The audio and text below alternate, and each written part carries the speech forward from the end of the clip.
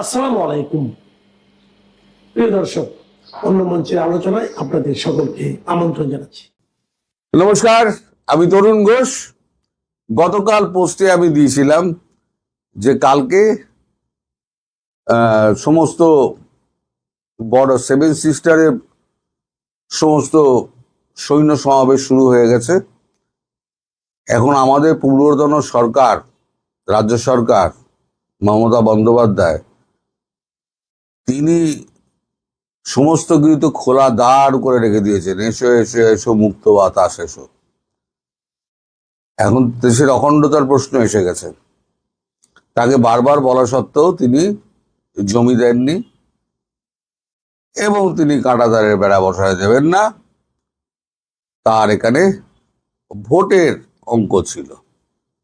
তো এখন সরকার পরিবর্তন হয়েছে। সরকার পরিবর্তন হওয়ার পর সরকার তো জমি দিয়েছে, সে আপনারা খবর পেয়েছেন। শুভেন্দু গতকাল রাতে দিল্লি চলে গিয়েছেন, অমিত শাহের সঙ্গে বৈঠক করেছেন। যাওয়ার আগে তিনি সেভেন সিস্টারের বর্ডার অঞ্চলের সমস্ত দায়িত্ব কেন্দ্রের হাতে তুলে দিয়েছেন, যেটা আমাদের পূর্বতন রাজ্য সরকার হাত দিতে দেয়নি। কারণ এখানে মায়ানমার থেকে আরম্ভ করে চীনও রয়েছে, আর বাংলাদেশ তো রয়েছেই। এখন পুরোটা যখন কেন্দ্রের হাতে চলে এসছে, ওই বর্ডার অঞ্চলগুলো কেন্দ্রশাসিত হয়ে গিয়েছে, তখন সৈন্য মোতায়েন করার আর কোনো সমস্যা নেই এবং পুরোটা কালকে রাত্রের মধ্যে ঘেরা হয়ে গিয়েছে। তো অনেকেই আমাকে দীর্ঘদিন ধরে লিখছেন যে ভারত কখনো বাংলাদেশ আক্রমণ করবে না, ভারতের সাহস নেই। আজকেও একজন লিখেছেন, বেকার ভয় দেখাবেন না। একটা জিনিস শুনে রাখুন, ভারত যদি এই যুদ্ধটা করে তাহলে করবে শান্তি এবং অখণ্ডতার প্রশ্নে।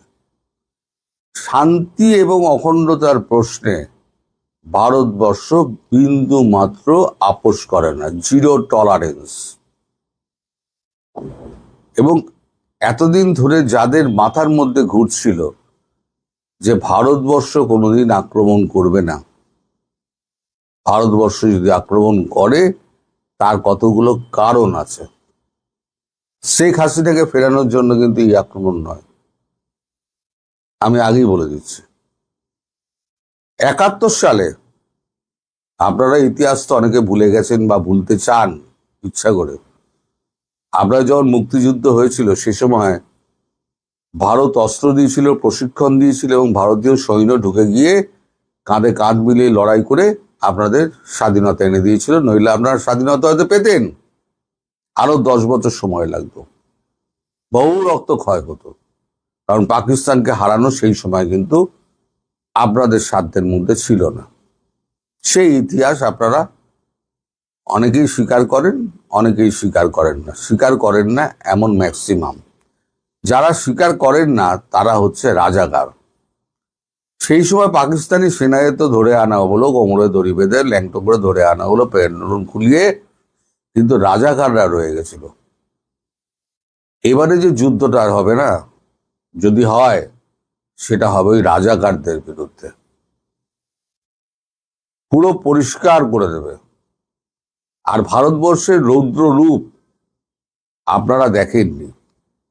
আপনাদের মিডিয়ায় কিছু গুলবাজ মিডিয়া ভুল তথ্য পরিবেশন করে দেখিয়েছে যে পাকিস্তান ভারতকে মেরে পাট করে দিয়েছে। আমরা কোথায় কোথায় মেরেছি, কি অবস্থা করেছি, নুরকান থেকে আরম্ভ করে আপনার চাকনালা, যে সমস্ত অঞ্চল ছিল এয়ারবেস গুলোকে ধ্বংস করে দিয়েছি। পাকিস্তানের মানে আকাশ মুক্ত সীমানা হয়ে গেছিল ভারতের জন্য, 3 দিনের জন্য মুক্ত আকাশ হয়ে গেছিল। বলা যায় যে কফি খেতে খেতে আমাদের পাইলটরা গিয়ে কাজকর্ম সেরে দিয়ে এসছে। আর বাংলাদেশ তো হচ্ছে ছোট একটা রাষ্ট্র, তার কোনো নেই সৈন্যবল, তার কোনো নেই অর্থবল। এখন একটা যুদ্ধ লড়তে গেলে যে পরিমাণ গোলা বারুদের সাপ্লাই এবং যে পরিমাণ সৈন্য লাগে, আপনারা বুকে হাত দিয়ে বলুন সেই পরিমাণ সৈন্য, সেই পরিমাণ গোলা বারুদ বাংলাদেশের স্টকে আছে কিনা। ভারত তো একের পর এক মারবে, আপনারা বড়জোর 24 ঘন্টা লড়বেন, 24 ঘন্টার পর কিন্তু গোলা বারুদ শেষ হয়ে যাবে। পাকিস্তানকে সাহায্য করার জন্য কিন্তু অনেকগুলো দেশ ছিল, আপনাদের সাহায্য করার জন্য একটাও দেশ নেই। এরপর যেটা হবে, আপনারা যখনই বাংলাদেশ যখনই রিয়াক্ট করবে এবং গোলা বারুদ চালাবে, স্ফুলিঙ্গ কিন্তু জ্বলছে। এই যে বর্ডার ফেন্সিং নিয়ে এই বিডিআর এবং বিএসএফ এর মধ্যে যে গোলাগুলি চলছে, এটা কিন্তু স্ফুলিঙ্গ। এই স্ফুলিঙ্গ কখন যে বারুদের স্তূপে আগুন লাগিয়ে দেবে সেটা কেউ বলতে পারে না। যে কোনো সময় যে কোনো কিছু হতে পারে, কারণ ভারতের ধৈর্যের বাঁধ একদম শেষ সীমায় চলে এসছে। এই বদমাইশি দেখতে দেখতে একদম শেষ সীমায় চলে এসছে। আর ভারত আমার মনে হয় না খুব বেশি অপেক্ষা করবে। এবার এই যে সৈন্য মোতায়েন হলো না, একদিকে মায়ানমারকে রক্ষা করা, মানে গার্ড করা, আর সরবে না, আর সরবে না। আর হচ্ছে কি আপনার বাংলাদেশ এবং চীন, ডোকলাম যে আমাদের এটা ছিল, আর ডেমচুক বলে একটা জায়গা আছে যেখানে নেপাল, ভারত, চীন এই তিনটে সংযোগ স্থান হচ্ছে ওই ডেমচুক। ওই ডেমচুকেও গতকালকে রাত্রিবেলা হেলিকপ্টার করে সমস্ত সৈন্য নামানো হয়েছে, যাতে চীন ওখান থেকে না কোনো রকম মানে অ্যাকশন নিতে পারে। কারণ চীন এমনিতে কিছু করছে না এখন, কিন্তু চীনকে ভারত ভরসা করে না। তোমার সঙ্গে কথা হচ্ছে, সব হচ্ছে, কূটনৈতিক কথাবার্তা হচ্ছে, ব্যাকডোর চ্যানেলেও কথাবার্তা হচ্ছে, তোমার জন্য মার্কেট খুলে দেবো, হ্যান ত্যান, এই সমস্ত হচ্ছে। এগুলো হচ্ছে কূটনৈতিক পর্যায়ে হচ্ছে। কিন্তু চীনকে বিশ্বাস করা আর সাপকে বিশ্বাস করা কিন্তু দুটোই এক। ফলে চীনকে ভারত সবসময় নজরে নজরে রাখে। এই কারণে ওই ডেমচুকে প্রচুর সৈন্য মোতায়েন হয়েছে, প্রচুর সৈন্য মোতায়েন হয়েছে। এছাড়া বাংলাদেশের ভেতরে এখন একটা যুদ্ধ যুদ্ধ ভাব, কিন্তু আসল যুদ্ধ যখন হবে তখন কিন্তু কেউ থাকবে না, কাউকে পাওয়া যাবে না। সেটা যদি হয়, এই স্ফুলিঙ্গ যেটা বর্ডার অঞ্চলগুলোতে ছড়াচ্ছে, সেই স্ফুলিঙ্গ যদি বারুদের স্তূপে আগুন লাগিয়ে দেয়, তাহলে আপনারা রংপুর এবং রাজশাহী লিখে রেখে দিন। এবং কতগুলো এই যে আমি যে কথাগুলো বলছি, শুধু আমি বলছি না, বাংলা চ্যানেলে একমাত্র আমি বলি। আমাদের এখানে যে অন্যান্য চ্যানেলগুলো রয়েছে, আমি কটা দেখাবো, আমি একটা দেখিয়ে দিচ্ছি, দেখুন আপনারা, একটা দেখিয়ে দিচ্ছি। তো এরকম আলোচনা কিন্তু প্রতি কটা চ্যানেলে হচ্ছে, প্রতি কটা। আপনারা হিন্দি চ্যানেল দেখেন না, হিন্দি সোশ্যাল মিডিয়াগুলো ফলো করেন না বলে আপনারা এগুলো জানতে পারেন না। এবার ফেন্সিং ব্যাপারটা কি? এই যে ফেন্সিং হয়, ফেন্সিং কিন্তু সাধারণ ফেন্সিং, কাঁটা তারের ফেন্সিং নয়, এটা ইলেকট্রোম্যাগনিফাইড ফেন্সিং। 100 মিটার ফেন্সিং এর ওজন 35 টন। এবার এমন এমন টেরেন আছে যেখানে এই ফেন্সিং গুলো নিয়ে যেতে প্রচুর অসুবিধে আছে, সেখানে হেলিকপ্টার করে ফেন্সিং গুলোকে নিয়ে যাওয়া হচ্ছে, নিচে গর্ত করা হচ্ছে, কত ফুট গভীর আমি বলবো না, সেখান থেকে ঢালাই উঠবে। কারণ আপনাদের তো অনেক বুদ্ধিশুদ্ধি আছে, আপনাদের লোকেরা সমস্ত তলা দিয়ে সুড়ঙ্গ হয়ে আসবে। তা সেই সুড়ঙ্গ যাতে না করতে পারে তার জন্য একেবারে গভীর করে, কতটা গভীর আমি বলবো না, গভীর করে ঢালাইয়ের বেস তৈরি করা হচ্ছে। এবার লোহার তার জাল করে যেমন ঢালাই করা হয়, ঢালাই করা হচ্ছে। ঢালাই করে তার উপরে প্ল্যাটফর্ম করা হচ্ছে। আমি ছবিও দেখিয়ে দিচ্ছি আপনাদের, দেখুন। প্ল্যাটফর্ম করে সেই প্ল্যাটফর্মের ওপরে এই কাঁটা তারে, ইলেকট্রোম্যাগনিফাইড কাঁটা তারের এইগুলো বসবে। এই কাঁটা তারের আগে কিন্তু আর একটা 10 ফুট আগে একটা কাঁটা তারের বেড়া থাকবে, যেটা নন ইলেকট্রিফাইড। যদি ওটাকে ক্রস করে এখানে এসে ঢোকার চেষ্টা করে, মৃত্যু তার অবধারিত। 440 ভোল্ট অলওয়েজ চলবে, মৃত্যু তার অবধারিত। এইবার ধরুন যে সমস্ত টেরেনগুলো আছে, যেমন আছে তো আপনার জল, যে সমস্ত অঞ্চলে আছে, যে সমস্ত জায়গায় আপনার কাদামাটি আছে, সুন্দরবন আছে, সেই সমস্ত জায়গায় ভিন্ন পদ্ধতি ধরা হচ্ছে। মানে ভিন্ন পদ্ধতি মানে আপনি ঢুকতে পারবেন না। ওই অঞ্চলটা পশুদের জন্য বন্ধ করে দেওয়া হচ্ছে, কাটা পথ দিয়ে, কাঁটাতার দিয়ে পশুদের জন্য বন্ধ করে দেওয়া হচ্ছে, তারা যাতে না মরে। আর এদিকে পুরো মাইন বিছানো থাকবে, পুরোটা মাইন বিছানো থাকবে। আপনি যেখানে পা দেবেন সেখানে উড়ে যাবেন। সবে তো মৃত্যু শুরু হয়েছে, 2-4টে চোরাচালানদার মৃত্যু শুরু হয়েছে। এবার যারা যারা এখানে ঢোকার চেষ্টা করবে তারা গুলি খেয়েই মরবে। আর যদি এই গোলাগুলি চলতে থাকে বিএসএফ এবং বিজিবির মধ্যে, তাহলে পরে এই স্ফুলিঙ্গ কিন্তু বারুদের স্তূপে আগুন লাগাবে। আর বারুদের স্তূপে যদি আগুন লাগে, তাহলে পরে আপনার রাজশাহী থেকে আপনার রংপুর দুটোই কিন্তু হাতছাড়া হয়ে যাবে। চট্টগ্রাম কি হবে আমি সেই খবর এখনো পর্যন্ত জানি না। কালকে স্বরাষ্ট্রমন্ত্রীর সঙ্গে বৈঠক হয়েছে, আজকে প্রধানমন্ত্রীর সঙ্গে শুভেন্দুর বৈঠক হবে। বিশেষ প্যাকেজ চাইছে। অর্থনৈতিক অবস্থা, বাংলার যে অর্থনৈতিক অবস্থা মমতা ব্যানার্জি করে দিয়ে গেছেন, তা একদম ভিখিরি করে দিয়ে গেছেন। এখন 8 লাখ কোটি টাকা মতো দেনা হয়েছে। এখন উন্নয়ন প্রকল্পে কোনো খরচা তখন হতো না, সমস্ত দান ধ্যান, এই সমস্ত মেলা উৎসব এইসবে করতো, খরচা হতো। তো এই খরচাগুলো সমস্ত বন্ধ করে দেওয়া হচ্ছে, দান ধ্যান উৎসব সব বন্ধ করে দেওয়া হচ্ছে। এবার আয় কি করে বাড়ানো যায়, আর সরকারের ওই কেন্দ্র সরকারের ধারটা কি করে ওটাকে ওয়াইপ আউট করা যায়, তার জন্য কথাবার্তা হচ্ছে। তার পাশাপাশি রয়েছে বাংলাদেশ, ভারত এবং তার যুদ্ধ পর্যায়ে। প্রধানমন্ত্রীর গ্রিন সিগন্যাল পেলে শুভেন্দু অধিকারী এদিকে যেমন মুভ করবেন, ওদিকে ইস্টার্ন কমান্ড জিওসিএনসি ওখানে পৌঁছে গেছেন, তিনিও গিয়ে সমস্ত কাজকর্ম করবেন। এখন এই ঘটনা কিন্তু ধীরে ধীরে বাড়বে।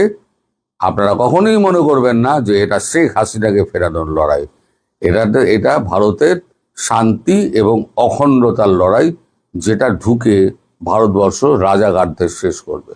লোকে বলে যে বিএনপি বহু জায়গায় আপনার বিভিন্ন শর্ত মেনে ক্ষমতায় এসছে, এখন তো তাই মনে হচ্ছে। বিএনপির মতো একটা জনভিত্তি সম্পন্ন একটা প্রতিবাদী রাজনৈতিক দল, আমি বিএনপি আওয়ামী লীগ দুটেকেই বাংলাদেশের মূল রাজনৈতিক দল মনে করি, তারা কেন ইউনূসের সরকারের পাপের দায় নেবে? আমি এটাই বিএনপির কাছে সরাসরি প্রশ্ন। তখন তো আপনারা সরকারে ছিলেন না। ইউনূস যদি কোনো অন্যায় করে থাকে সেটা তদন্ত করে বের করেন, এতে জনগণের তো আর লাভ ক্ষতি নেই, জনগণ ক্ষতির মধ্যে আছে। সবচেয়ে ক্ষতি হবে, আমি সতর্ক করে দিচ্ছি, সবচেয়ে ক্ষতি হবে এই সরকারের। আমি জানি না অ্যাটর্নি জেনারেল সাহেব কোন বোধ থেকে এটা বলেছে। ওনার কথা যদি ঠিক হয় তাহলে আমার একটাই অনুরোধ, হাইকোর্ট বন্ধ করে দেন। হাইকোর্ট বিভাগের আর কোনো কাজ নাই।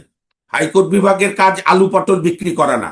এবং আমি একই সঙ্গে ধিক্কার জানাই শুধু বিএনপি রাজনৈতিক দল হিসাবে না, জামাত, তারপরে যে এনসিপি আমাদের পুত্র কন্যার বয়সীরা দল করেছে, একটা দুইটা মৃত্যু হলে লাভ দিয়ে ওঠে, আর 500 শিশুর মৃত্যু, তারা একটা দাঁতের ফাঁক দিয়ে কথা বলে না।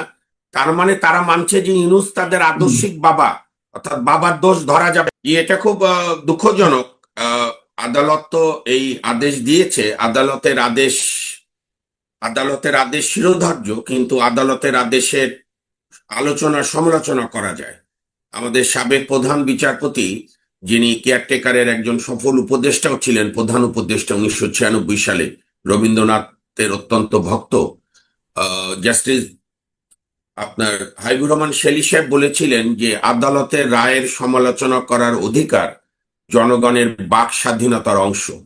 তো সেই হিসাবে গতকাল যে আমাদের সিনিয়র অ্যাডভোকেট জনাব মহসিন রশিদ সাহেবের যে রিটটি খারিজ করে দিল, এবং আমি সেখানে শুনেছি অ্যাটর্নি জেনারেল সাহেবও এই রিটের অনেক বিরোধিতা করেছেন, কিন্তু যে বিষয়টি আমাদের কাছে খুব বেদনাদায়ক মনে হচ্ছে এবং আমি খুব ক্ষুব্ধ, যে ডক্টর মোহাম্মদ ইউনূস সরকারের অনেক যে পাপের অভিযোগ এসেছে বা দৃশ্যমান পাপ, দৃশ্যমান অপরাধ, সেটার দায়িত্ব বিএনপি গভর্নমেন্ট কেন নিতে চাচ্ছে?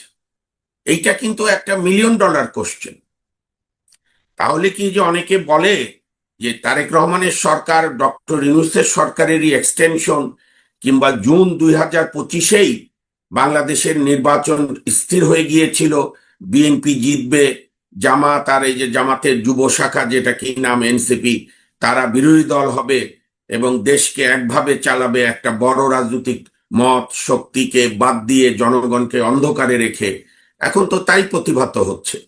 কারণ আমরা যেটা ব্যারিস্টার আশরাফুল ইসলাম যেটা রিড করেছিলেন, সেখানে দুইটা প্রেয়ার ছিল, যে হামে যে ট্র্যাজেডি হলো, এবং আপনি বোধহয় দেখেছেন পান্না ভাই, ইউনেস্কোর এখানকার ইউনিসেফের অফিস বলেছে তারা 6বার ইউনূস সরকারকে সতর্ক করেছিল যে আপনারা হামের ব্যাপারে মনোযোগী হন। এমনকি ইউনিসেফের বাংলাদেশের country director for God sake don't do it পর্যন্ত ইউনূস সরকারকে বলেছিল।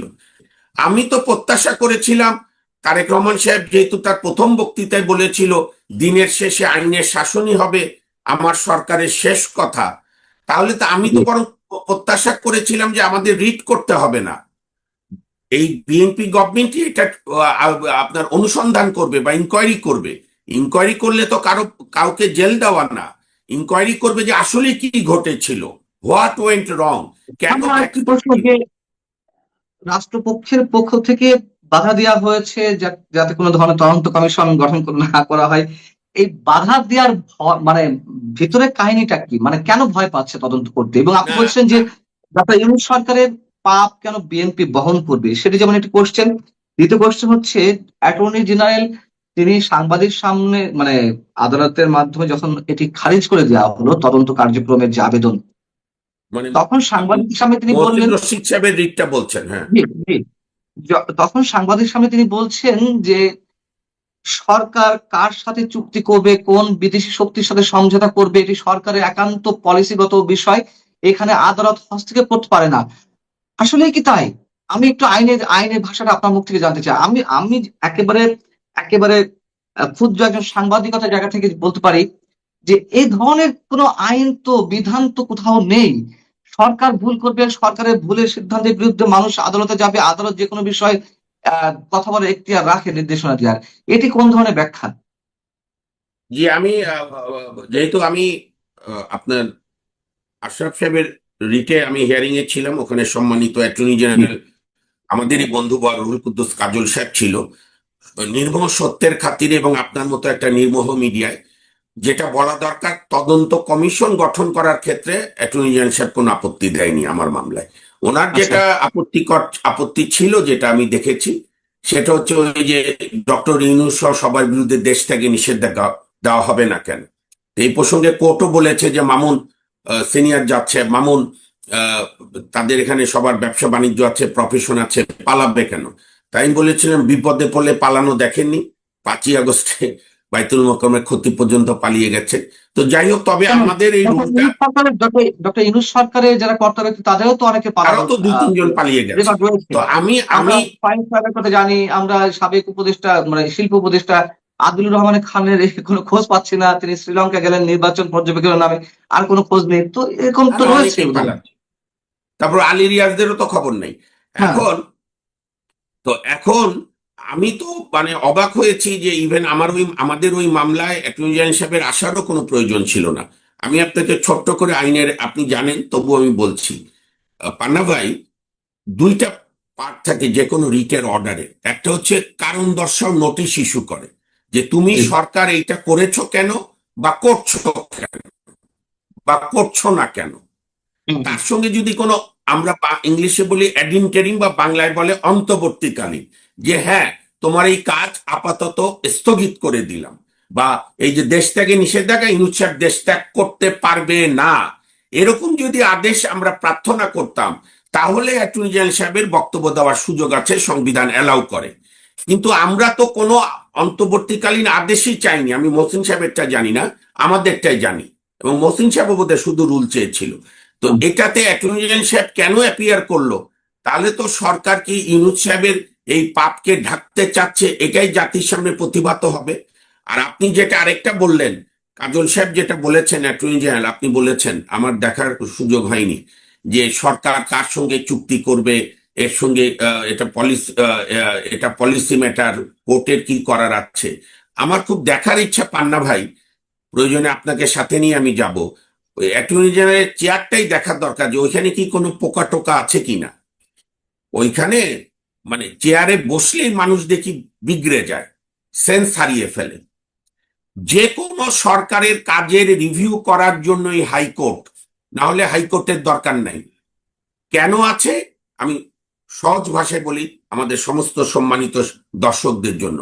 আমাদের পবিত্র যেটা আইন, সর্বোচ্চ আইন, সেই সংবিধানে বলেছে মানুষের মৌলিক অধিকার অনেকগুলো দিয়েছে, বলেছে সরকারের কোনো কর্মকাণ্ডে মানুষের কোনো মৌলিক অধিকার লঙ্ঘন বা লঙ্ঘন হওয়ার সম্ভাবনা দেখা দিলে, শুধু লঙ্ঘন হলে হবে না, আমি মনে করছি যে না সরকারের এই কাজ আমার অধিকার খর্ব করছে, আমার দেশের স্বাধীনতা নষ্ট হচ্ছে, তখন হাইকোর্টে রিট মামলা হবে। হাইকোর্ট যে কোনো সরকারের সিদ্ধান্ত, সরকারের যে কোনো আইনকে পর্যন্ত, পার্লামেন্টের আইনকে পর্যন্ত হাইকোর্ট বিভাগ, আপিল বিভাগ বাতিল করতে পারে। কাজে আমি জানি না, কাজল সাহেব তো একজন ভালো আইনজীবীও, আমরা একসঙ্গে 5ই আগস্টের আগ পর্যন্ত একসঙ্গে আন্দোলন করেছি স্বাধীনতার জন্য, আইনের শাসনের জন্য। তখনকার অ্যাটর্নি জেনারেল অফিস এরকমই কথা বলতো, তার বিরুদ্ধে আমরা একসঙ্গে আন্দোলন করেছি। উনি অ্যাটর্নি জেনারেল হয়েই কেন এগুলো শুরু করেছে? এতে জনগণের তো আর লাভ ক্ষতি নেই, জনগণ ক্ষতির মধ্যে আছে। সবচেয়ে ক্ষতি হবে, আমি সতর্ক করে দিচ্ছি, সবচেয়ে ক্ষতি হবে এই সরকারের। আর মার্কিন যুক্তরাষ্ট্রের বর্তমান চুক্তিকে বিএনপির এমপি সাহেব যে ভাষায় বোধহয় আপনার অনুষ্ঠানই বলেছে, যে মীর জাফর এবং রবার্ট ক্লাইভের চুক্তি, আমরাও তাই মনে করি। এই চুক্তিকে রিভিউ করতে হবে। এই সরকার না করলে পরবর্তীকালে জনগণের সরকার এসে এই চুক্তি রিভিউ করবে।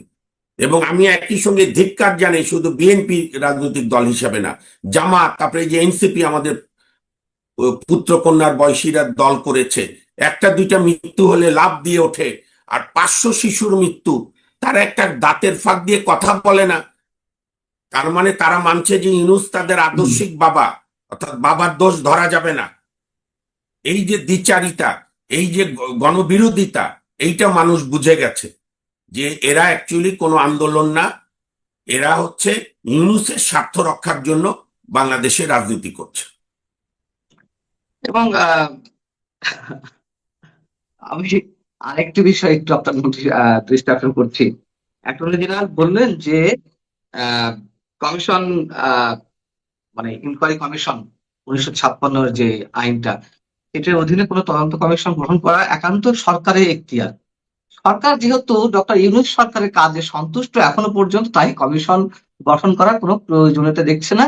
আর সরকারের যেহেতু দায়িত্ব তদন্ত কমিশন গঠনের, সেক্ষেত্রে আদালতের কিছু করার নেই। এই যে ব্যাখ্যা, এই ব্যাখ্যাটি হুবহু এরকম ব্যাখ্যা দিয়েছেন, এটি কোন ধরনের কথা? যেমন আমরা জানি যে সংবিধান, যে কোনো নীতি বা পলিসি তো দূরের কথা, খোদ সংবিধানের সর্বোচ্চ রক্ষক হচ্ছেন সর্বোচ্চ রক্ষক হচ্ছে আদালত, সুপ্রিম কোর্ট। সংবিধানের বিষয়ে সুপ্রিম কোর্ট কথা বলতে পারছে, রায় দিতে পারছে, যেমন তত্ত্বাবধায়ক ইস্যুতে পক্ষে বিপক্ষে তো রায়